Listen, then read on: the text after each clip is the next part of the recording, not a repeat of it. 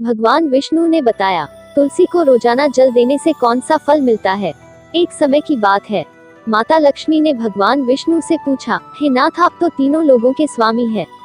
आपकी तीनों लोकों में पूजा होती है, सभी आपकी कृपा पाने के लिए उत्सुक रहते हैं, फिर भी आप इस तुलसी के पौधे की पूजा क्यों करते हैं? इसे रोजाना जल क्यों चढ़ाते हैं? मैं इस तुलसी के पौधे को जल चढ़ाने का महत्व जानना चाहती हूँ। माता लक्ष्मी की बात सुनकर भगवान विष्णु ने कहा, हे देवी, तुलसी साक्षात लक्ष्मी का ही रूप है। तुलसी की रोजाना पूजा करने के कई फायदे हैं और तुलसी को जल चढ़ाने मात्र से ही मनुष्य के कई पाप नष्ट हो जाते हैं। तुलसी को जल देने का महत्व बताने से पहले मैं तुम्हें एक बहुत ही पवित्र कथा सुनाता हूँ। इस कथा के माध्यम से तुम्हें तुम्हारे इन प्रश्नों के उत्तर मिल जाएंगे, इसलिए देवी, आप इस कथा को बड़े ही ध्यान से सुनना। भगवान विष्णु ने कहा, हे देवी, जो भी मनुष्य सिर्फ इस कथा को ध्यान लगाकर पूरी सुन लेता है, उसे 100 वर्षों तक तुलसी को जल देने का फल प्राप्त होता है। माता लक्ष्मी ने कहा, स्वामी, मैं इस कथा को बड़े ही ध्यान से सुनूंगी, आप मुझे वह पवित्र कथा सुनाना प्रारंभ कीजिए। भगवान विष्णु ने कहा, देवी, बहुत समय पहले की बात है। किसी नगर में एक ब्राह्मण रहता था। उसका जन्म तो ब्राह्मण कुल में हुआ, लेकिन उसके कर्म नीच प्रवृत्ति के थे। वह ब्राह्मण हमेशा ही झूठ बोलता और गलत तरीके से पैसा कमाता था। उसका मन हमेशा ही बुरे कर्मों में ही लगा रहता था। वह सदैव ही जुआ, वेश्यावृत्ति और चोरी में ही लगा रहता था। उसने अपने जीवन में कभी भी पुण्य के काम नहीं किए और शास्त्रों का अध्ययन नहीं किया। ब्राह्मण होते हुए भी कभी पूजा पाठ नहीं किया। सदैव ही उसका मन दूसरों के धन पर लगा रहता था और वह दिन में जो भी धन कमाता उसे रात्रि में जुआ और वेश्यावृत्ति में उड़ा दिया करता था। इस तरह वह ब्राह्मण अपने जीवन को पाप कर्मों में ही गुजार रहा था। उसने अपने मुख से कभी भगवान का नाम भी नहीं लिया और ना कभी देवी देवताओं का पूजन किया। इस प्रकार से पाप करते हुए उसे कई वर्ष बीत गए। फिर वह ब्राह्मण कुछ खरीदारी करने के लिए एक नगरी में जा पहुंचता है। उस नगरी के पास में गंगा नदी बहती है और उस नदी में स्नान करने के लिए दूर दूर से लोग आया करते थे। फिर वह ब्राह्मण गंगा जी के किनारे एक आश्रम में ठहरता है। उस आश्रम में अनेक विद्वान ब्राह्मण प्रतिदिन पुराणों का पाठ तथा भगवान की भक्ति में लीन रहते थे।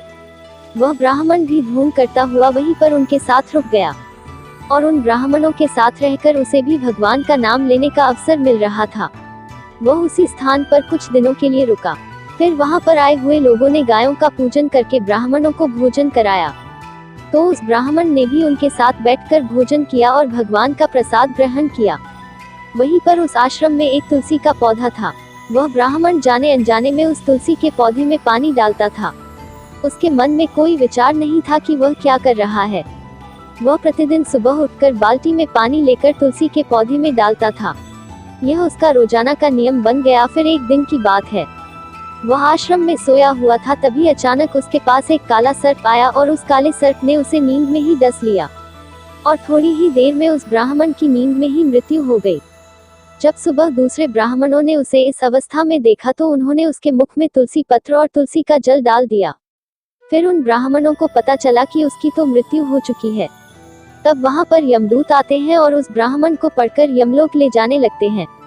रास्ते में जाते हुए वह ब्राह्मण विलाप करने लगा और यमदूतों से कहने लगता है, हे यमदूतों, मुझे कहाँ ले जा रहे हो और मेरी मृत्यु किस कारण से हुई है? तब यमदूत कहने लगे, हे ब्राह्मण, तुमने जन्म से लेकर मृत्यु तक बहुत पाप कर्म किए हैं और तुम्हारे पापों के कारण ही तुम्हें एक काले सर्प ने काटा और जिसकी वजह से ही तुम्हारी मृत्यु हुई है। अब हम तुम्हें यमपुरी लेकर जा रहे हैं। वहाँ पर यमराज तुम्हारे पाप कर्मों का लेखा जोखा देखेंगे और निश्चित ही तुम्हें घोर नरक में डालेंगे। फिर से वो ब्राह्मण फूट फूट कर रोने लगा। उन यमदूतों से माफी मांगने लगा, किंतु यमदूतों को उस पर जरा सी भी दया नहीं आई। वे उसे मारते हुए यमलोक लेकर गए। जब यमदूत उस ब्राह्मण को लेकर यमराज के सामने उपस्थित हुए तो यमराज के पास बैठे हुए चित्रगुप्त ने उस ब्राह्मण के कर्मों का लेखा जोखा निकाला और यमराज से कहने लगे, हे धर्मराज, इस ब्राह्मण ने तो अपने पूरे जीवन भर पाप ही पाप किए हैं। इसने इसके जीवन में कभी पुण्य का काम नहीं किया है। यह तो घोर पापी है, इसे तो हमेशा के लिए नरक में डाल दिया जाए। फिर यमराज कहते हैं, हे यमदूतों, जीवन भर पाप करने वाले इस ब्राह्मण को उठाकर ले जाओ और इसे नरक में डाल दो। यमराज का आदेश मिलते ही वे यमदूत उस ब्राह्मण को लेकर नरक की ओर चल दिए और ब्राह्मण को पीटते हुए नरक में ले गए। वहां ले जाकर उसे खोलते हुए तेल की कड़ाही में डाल दिया। परंतु जैसे ही उस ब्राह्मण को खोलते हुए तेल की कड़ाही में डाला तो वह तेल एकदम से ठंडा और शीतल हो गया। इस घटना को देखकर उस यमदूत को बड़ा ही आश्चर्य हुआ। ऐसा उसके साथ पहले कभी नहीं हुआ था। उस यमदूत ने कितने ही पापियों को उस तेल की कड़ाही में डाला था और वे सभी उस खोलते हुए तेल में गिरकर छटपटाने लगते थे। लेकिन जैसे ही वह ब्राह्मण गर्म तेल की कड़ाही में गिरा तो वह तेल अचानक से शांत और शीतल हो गया। इस आश्चर्यजनक घटना को देखकर वह यमदूत जल्दी से दौड़ता हुआ यमराज के पास पहुंचा। यमदूत को देखकर यमराज ने कहा, हे यमदूत, क्या बात है, तुम इतने घबराए हुए क्यों लग रहे हो? फिर वह यमदूत कहता है, हे धर्मराज, आपने जिस ब्राह्मण को नरक में डालने के लिए कहा था, मैंने जैसे ही उसे खोलते हुए तेल की कड़ाही में डाला तो उस भट्टी की अग्नि बुझ गई और वह खोलता हुआ तेल भी बिल्कुल ठंडा हो गया। फिर यमराज कहते हैं, हे यमदूत, यह तो बड़ी ही विचित्र घटना है, ऐसा तो पहले कभी नहीं हुआ था। यमराज विचार कर ही रहे थे कि तभी वहां पर नारद मुनि प्रकट होते हैं। नारद मुनि को देखकर यमराज अत्यंत प्रसन्न होते हैं, उन्हें प्रणाम करते हैं और उनका स्वागत करते हैं। फिर यमराज नारद मुनि से कहते हैं, मुनिवा, आप उचित समय पर आए हैं। हमने आज और अभी एक अत्यंत पापी ब्राह्मण को नरक में गिराया है, किंतु उसके गिरते ही नरक की अग्नि ठंडी पड़ चुकी और खोलता हुआ तेल भी शीतल हो गया। तब नारद मुनि ने यमराज से कहा, हे धर्मराज, आपने जिस ब्राह्मण को नरक में डाला है वह नरक में डालने योग्य नहीं है, क्योंकि उस ब्राह्मण के द्वारा अनजाने में ही ऐसा कर्म हुआ है जो नरक का नाश करने वाला है। जो मनुष्य पुण्य कर्म करने वाले लोगों की संगति करता है उसे उसके पुण्यों का भाग जरूर मिलता है, और यह ब्राह्मण तो कई दिनों तक भगवान के भक्तों के साथ रहा है। इस ब्राह्मण ने आश्रम में रहते हुए रोजाना तुलसी में जल डाला है, इसलिए यह ब्राह्मण बड़ा पुण्यात्मा बन गया है। इसके सारे पाप नष्ट हो गए हैं। यह ब्राह्मण अब स्वर्ग लोक में जाने का अधिकारी बन गया है। इस ब्राह्मण ने अनजाने में ही इतना पुण्य कमाया है जो कई जन्मों तक मनुष्य को प्राप्त नहीं होता है। इसलिए हे धर्मराज, आप इस ब्राह्मण को नरक में ना डालो और इसके पापों के लिए इसे केवल इतना दंड दो, इसे सभी नरकों का दर्शन कराओ। नारद मुनि की बात सुनकर यमराज बहुत ही खुश होते हैं और उस ब्राह्मण को नरक से निकाल कर लाते हैं और अपने यमदूतों से कहते हैं, हे यमदूत, इस ब्राह्मण को ले जाओ और संपूर्ण नरकों का दर्शन कराओ। फिर यमदूत उस ब्राह्मण को ले जाते हैं और संपूर्ण नरकों का दर्शन कराते हैं। भगवान विष्णु ने कहा, देवी, इस प्रकार से यमदूत उस ब्राह्मण को संपूर्ण नरकों का दर्शन कराते हैं और उसे यक्ष लोक में ले जाते हैं और फिर वह ब्राह्मण एक यक्ष बन जाता है। भगवान विष्णु कहते हैं, हे देवी, वनस्पति नाम तुलसी, मास नाम कार्तिक, तिथि नाम एकादशी। देवी, वनस्पतियों में मुझे तुलसी प्रिय है, मास में कार्तिक मास और तिथि में एकादशी प्रिय है। इसलिए जो मनुष्य रोजाना तुलसी की पूजा पाठ करता है और तुलसी को जल देता है वो मनुष्य मुझे सबसे अधिक प्रिय है। उस मनुष्य की कभी भी दुर्गति नहीं होती है, वह मनुष्य कभी नरक में नहीं गिरता है। जिन घरों में तुलसी का पौधा सदैव ही हरा भरा रहता है उस घर में सुख, शांति और समृद्धि बनी रहती है। भगवान विष्णु कहते हैं, देवी, मेरी पूजा में और मुझे चढ़ाए जाने वाले भोग में तुलसी के पत्र अवश्य होने चाहिए, क्योंकि तुलसी पत्र के बिना मैं किसी भी प्रकार का भोग स्वीकार नहीं करता हूँ। इसलिए प्रत्येक घर में तुलसी का पौधा अवश्य होना चाहिए। अगर आपके घर में तुलसी का पौधा है तो सुख, शांति और समृद्धि के लिए तुलसी को चुनरी अवश्य चढ़ानी चाहिए। और हमेशा ध्यान रखें कि तुलसी का पौधा चुनरी के बिना अधूरा होता है।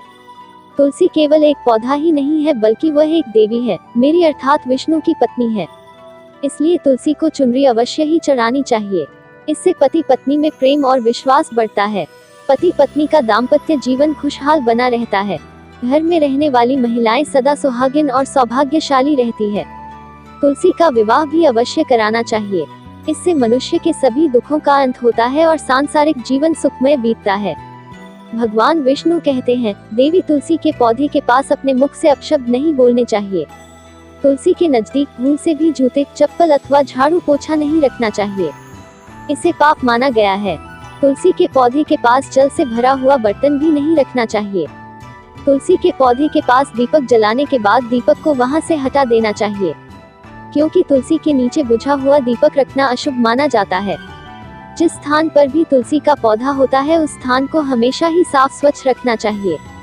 इसलिए नियमित रूप से तुलसी के पौधे के पास साफ सफाई का ध्यान रखना चाहिए। तुलसी के पौधे में शिवलिंग और गणेश जी की प्रतिमा नहीं रखनी चाहिए।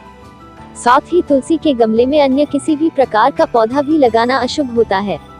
तुलसी के पौधे के पास कपड़े भी नहीं सुखाने चाहिए, अन्यथा कपड़ों का गंदा पानी तुलसी के पौधे पर गिर सकता है। और हमेशा ध्यान रखना चाहिए कि तुलसी के पत्ते को नाखूनों से नहीं तोड़ना चाहिए, इससे तुलसी का अपमान होता है। यदि तुलसी के पत्ते सूखकर गिर जाते हैं तो उन्हें कचरे में नहीं फेंकना चाहिए, क्योंकि वे पत्ते पैरों के नीचे आते हैं, जो अच्छा नहीं होता है। उन पत्तों को आप तुलसी की मिट्टी में ही दबा दें और रविवार के दिन तुलसी के पत्ते नहीं तोड़ने चाहिए और रविवार को तुलसी को जल भी नहीं चढ़ाना चाहिए। बाकी सभी दिन तुलसी को सुबह स्नान से निवृत्त होकर जल देना चाहिए और शाम के समय एक दीपक जलाना चाहिए। भगवान विष्णु कहते हैं, देवी अक्सर महिलाएं स्नान के बाद अपने बाल खुले रखकर ही तुलसी को जल देती है। ऐसा करना गलत होता है। महिलाओं को हमेशा ही अपने बाल बांधकर माथे पर सिंदूर लगाकर ही तुलसी में जल देना चाहिए, इससे तुलसी का आशीर्वाद प्राप्त होता है। घर में तुलसी का पौधा लगाते समय ध्यान रखें कि इसके लिए गंदी मिट्टी का उपयोग नहीं करें, साफ स्वच्छ मिट्टी का ही उपयोग करना चाहिए। इससे तुलसी मां रूठ जाती है और सूखने लगती है। तुलसी का पौधा कभी भी गंदे स्थान पर नहीं लगाना चाहिए, जैसे नाली अथवा बाथरूम के पास।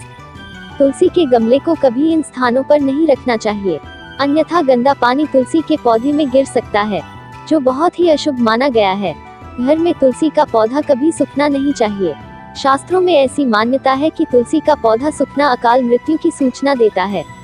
घर में तुलसी का पौधा सूख जाए तो घर की सुख समृद्धि खत्म हो जाती है।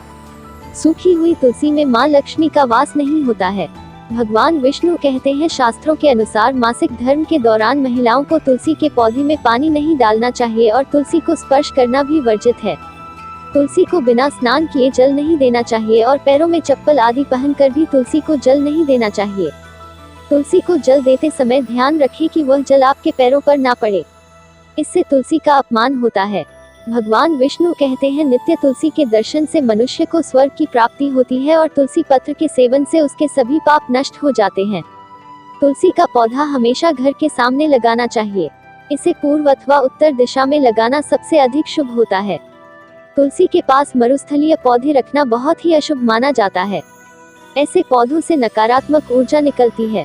शास्त्रों में कहा गया है, जिन पौधों से हरी भरी कलियों की उत्पत्ति ना हो, उसके स्थान पर कांटे निकलते हो, तो ऐसे पौधों को तुलसी के पास कभी भी नहीं रखना चाहिए। शास्त्रों में केले के पौधे का विशेष महत्व बताया गया है। अगर तुलसी के पास केले का पौधा लगा देते हैं तो कई गुना अधिक लाभ प्राप्त होते हैं। केले के पौधे में देवी स्वयं मेरा वास होता है। इसे तुलसी के पास लगाने से घर में सुख समृद्धि आती है। तुलसी के पौधे में शालिग्राम भी अवश्य रखना चाहिए। तुलसी के गमले में शालिग्राम रखने से तुलसी का और भी अधिक शुभ प्रभाव आपको देखने को मिलेगा। शालिग्राम मेरा ही निराकार रूप है। यह काले रंग का पत्थर होता है, जिसे विलक्षण और मूल्यवान माना गया है। इसे अगर तुलसी के गमले में रखेंगे तो आपके घर से संपूर्ण नकारात्मक ऊर्जा नष्ट हो जाएगी। घर में केवल एक ही शालिग्राम की पूजा करनी चाहिए। भगवान विष्णु कहते हैं, देवी मेरी मूर्ति से कई ज्यादा उत्तम होता है शालिग्राम की पूजा करना। शालिग्राम को चंदन लगाकर उस पर एक तुलसी पत्र रखना चाहिए। प्रतिदिन शालिग्राम को पंचामृत से स्नान कराना चाहिए। ऐसा करने से मनुष्य के सभी जन्मों के पाप नष्ट होते हैं। शालिग्राम सकारात्मक और सात्विकता का प्रतीक होता है। इस प्रकार भगवान विष्णु ने माता लक्ष्मी को तुलसी के पौधे में जल देने का महत्व बताया और घर में तुलसी का पौधा लगाने के सभी नियम बताएं। दोस्तों, यह वीडियो अगर आपको पसंद आया हो तो वीडियो को लाइक और हमारे चैनल को सब्सक्राइब करें और अपने दोस्तों के साथ शेयर करें। धन्यवाद दोस्तों।